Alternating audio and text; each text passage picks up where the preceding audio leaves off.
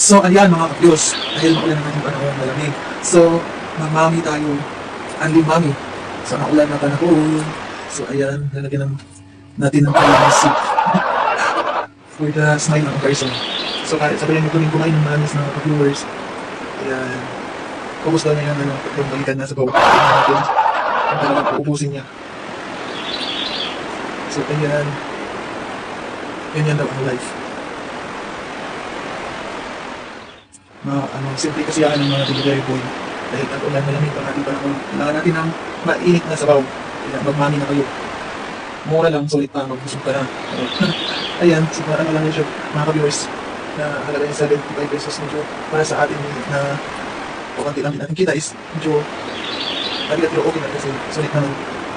Nagdagdag lang, luin mo na lang sa sabaw, sa tinapay. Kasi anti sabaw naman siya. Mabubusog ka na, matatanggal pa yung lamig mo sa pakiramdam kasi nainit ng sabaw. Kasabihan na, nasaan ang sabaw?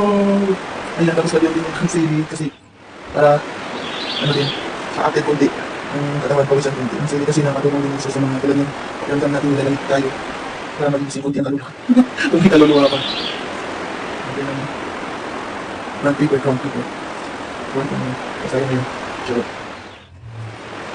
Samahan ko kumain ng mami, Paris at saka anlig mami.